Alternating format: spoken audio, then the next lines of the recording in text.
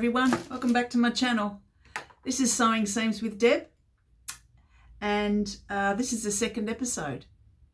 So I just want to close the loop on a couple of things that I said last time today, and we're going to talk about what I'm wearing. We're going to talk about what I've made this week, and a little bit of a visit down memory lane just on that school book that I talked about last time. So what am I wearing? Okay, so this is a Love Notions Olympia dress. I'll just get the pattern piece. I don't know if you'll be able to see this. Hold on. The Olympia dress, sorry, it's inside out. So the Olympia dress by Love Notions, that's in stretch fabric. And as I said last time, I'm really comfortable to make garments out of stretch. And so I'll show you the full view if I can.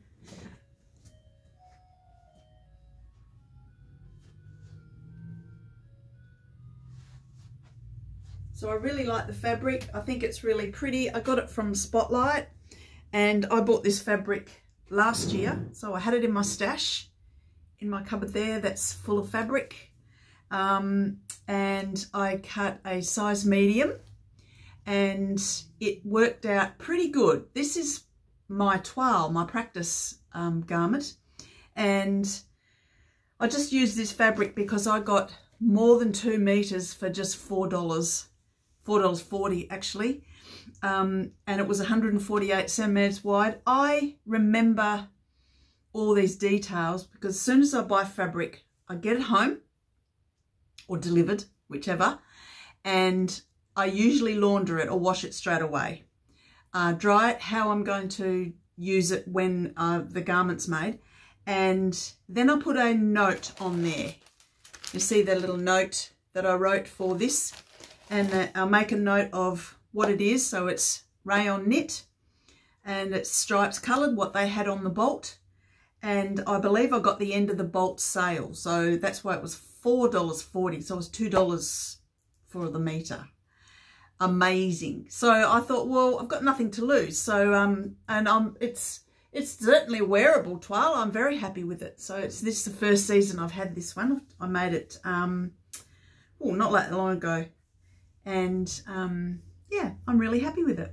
So that's what I'm wearing. Now back to last week. I was wearing that dress there that's on my model. And I mentioned just in passing that I made that out of an old sheet.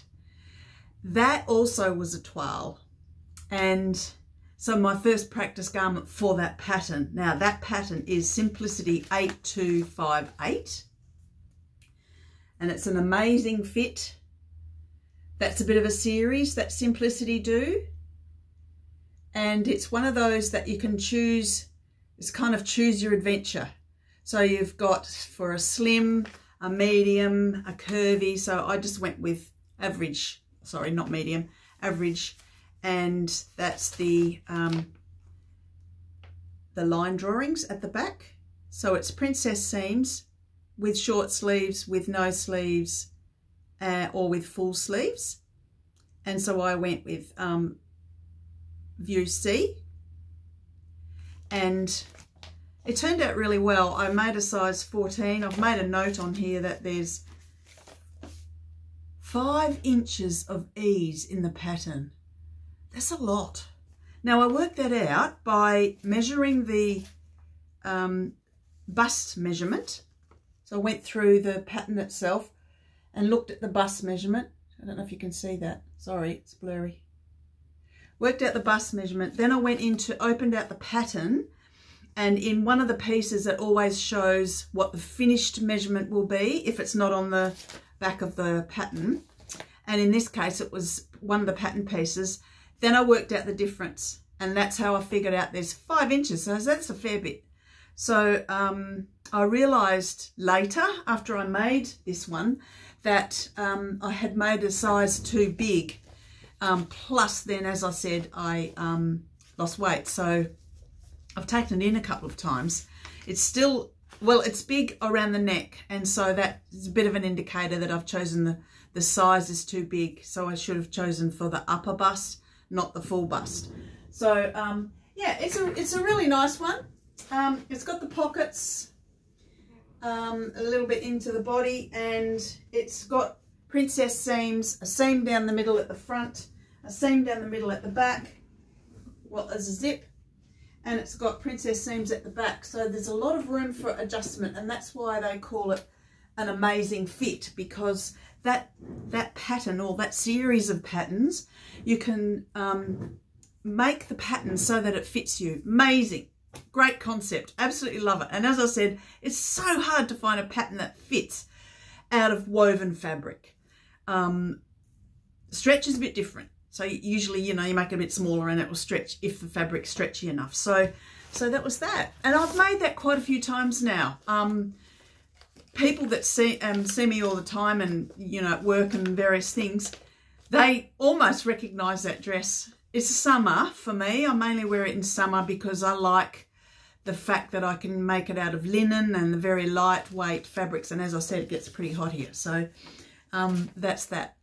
What else have I been making? Okay, well, this week I made a bag. It's nothing much. Really, it might be for a gift for someone that's got a birthday. And I've made it out of scraps. So it's really a tote bag. And yeah, you can see it's out of scraps, but it's lined. There's no batting in it. There's no thickening. It's just the two pieces of fabric. But this is, I'm not sure, but it's quite thick. I bought it at an op shop, this piece of fabric. I loved it that much. I wanted to make a dress or a skirt, but I didn't have enough. And it's been sitting in the cupboard for ages, and I thought, I need to make something. So I've made that bag, and the straps, I did them all wrong, but anyway, I've ended up with them. They're a-okay, sort of. I've used some old, some leftover self-bias binding that I made for around there. And then I made the straps, and I've put some batting in the straps so that when it's on the shoulders and you've got a heavy load on there, it doesn't hurt your shoulder. So, you know, you figure these things out eventually, I guess. This bag comes from this book here. Sorry, it's inside out. Bags, the Modern Classics. And this bag is the Lazy Easy bag, they call it. Mine certainly did not turn out like that. But I think it'll be good. It's going to be a great bag, sorry. It's going to be a great bag. And yeah, so very simple. And this book just gives you the measurements, and then you measure per inch and measure it out, and then just, yeah, it's got the instructions. It's quite a good book. I'm pretty sure I got this from Spotlight. I've had this book for years, and I've made a couple of the bags out of it, and then there's more instructions. So you can just tie it at the top, live sewing it. And there's other samples that they've made. So it's quite a cool bag. Pretty cool, eh? So that's that. What else have I got happening? Oh yeah, my knitting. I mentioned about the knitting. I won't go into it now. We're going to talk about that separately one day fully, but it's a project that I've got. I can't really sit there and watch telly without having something on the go. And even in summer when it's hot, I usually have the aircon on. Sorry God. Sorry environment. So I'm knitting this, and it's out of Bendigo wool. This Bendigo wool is beautiful. So that's they come in really big balls. I've got this really old school pattern that I found at an op shop. And inside there, I've just photocopied the page I need. So I'm making a vest for my little grandson. He lives in Melbourne. It's way colder there, very changeable weather, but he doesn't really like jumpers too much at this stage. I'm sure that'll change down the track, but at this stage, he doesn't like jumpers too much, so I thought a sleeveless pullover or a vest, and it's a good colour, right? So it's like quite orangey, rust, I suppose you'd call it. Very plain. Because it's motley, it's got that little fleck through it. I think it doesn't need any colour. And this is the back. I'm about to start casting off. And then the front, I may put one, maybe two cables on it. I'll just add that to it. It's not on the pattern, but I'll just muck around with that. I use circular needles. I like them. They're the latest. I've had them for years now, but I really like how they feel when you're knitting. Now, last time I mentioned about where my first lessons in sewing, formal lessons, and I said I even found my old school book. Well, I dragged it out. I want to show you. Look at this. Creative sewing. Oh my goodness. As we sometimes say, oh my giddy aunt. It's old, and even the drawings are so basic. But there's some great tips in here. Really funny stuff, but interesting. One of them was, you know, when you prick your finger, sewing away there, and you prick your finger and you've got a drop of blood. The blood gets on the fabric. How do you get it out? Well, in this book, it was saying you get a piece of thread that you're working with, usually white, doesn't matter. Roll it into a little ball and just put it in your mouth and put spit on it. I know, gross. And apparently, if you put the spit ball of thread on your piece of yarn, it takes the blood out. And the other thing that it said was that if you put water on it, it can stain it, like it may not come out, but your own saliva will take it out. Who would have thought? So let's try that next time. Please let me know if you've tried that before and if it works. I'll be really interested to hear. And or if let's try it and then stick a comment. I'm really keen to find out what happens with that. Right. So what else is happening? Oh yes, my sewing machine and my overlocker are both in the repairman. And most of us who are sewers, we really know that it's like when is the right time to get your machine serviced? Well, you know, they say you should get them done every year. There's, you know, rules and regs around it all. But the burning question is, how long can you as a sewer not have your machine? Yes. No. Even if I'm not in the sewing mood and I've lost my sojo, I still don't want my machine to not be here. I might just get a sudden moment of inspiration, want to go and sew for half an hour, or I might want to repair something, or so I don't like to not have it. So that's a little bit of a possession thing, isn't it? Like, whoops. Anyway, so it's the repairs, and instead of it being usually a couple of days turnaround, he said it could be up to a week. Oh, it might be another few days before I get it back. Won't matter too much. Look, I'm going to be busy on the weekend doing something else, so I don't think I'll be able to do much sewing. So meanwhile, I can work on some cutting out. Oh goodness. You know, what part of sewing or dressmaking, as we said, do you not really enjoy or you don't like? Sometimes I struggle with cutting out. It's really strange. You know, whilst I enjoy the actual cutting out and seeing that I've got the new garment sort of evolving, I don't know, I'd seem to put it off. So anyway, I have cut out a singlet top that I'm going to use for yoga, and I've got that all ready. It'll only take me 20 minutes maybe to sew up once I get my machine back, and the overlocker. And I also went to put something else on this morning, and I thought, oh, I think I need a short sleeve black t-shirt. So that's on the radar now. Notwithstanding, I've got my Make 9 list for the year. So this isn't part of the list, but I need to make one. So this book here, who's got this book? How good is it? Tilly's books are amazing. I absolutely love them. This one's Make It Simple, Tilly and the Buttons. Love that name. On your tills. So I've made lots of things out of here, and I particularly like the Tabitha Tee. It's a basic t-shirt, simple, and it's a little bit modern. It's not really close fitting. It's sort of a straight up and down. And I have a figure that is, I sort of don't have a waist.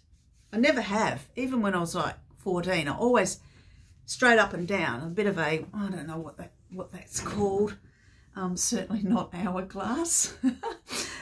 So the t-shirt pattern, that's the Tabitha Tee, really suits my style that I like, and I don't like it really skin tight around my little tummy and, well, big tummy and all of that. So I like to create my own t-shirts as well. That's the other thing. And I like to be able to have them floral if I want to, or, you know, patterns, or plain. And also, I think us that like patterns on the fabric, as you can see, I do, we often miss out and don't get ourselves enough of the plain garments to match all of these pattern things. So I realised that I've got some lovely skirts, but I haven't got a thing to wear with them, as they say. So I need a black t-shirt. I can wear, you know, groovy necklaces or whatever with it, and jazz it up a bit if I want to. And then I think that's it. I need some more solids in my wardrobe for the top part. I love wearing jeans as well, so it's nice to just have a few mix and match basics. So so that's on the radar. So hurry up and get my machine back. Hopefully I get the text tomorrow and I can whiz over and get it. And even tomorrow evening I might make my t-shirt. So all right. So look, it's fun. I've got a bit of a what do you call it? Not a code. A main way to be for my channel. I want it to be relaxed, friendly, and fun. So I've got it written down in my book. Got this running this little book, right? That someone gave me once, someone special.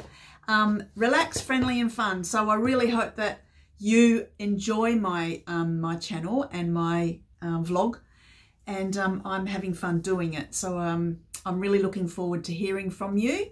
I invite you to like, and I invite you to subscribe, and then when I put my next video up, you won't miss it. The other part, just before I go, is I reckon I'm going to try and aim for at least once a week, probably on a Friday. What have I been doing? A bit of a Friday sews.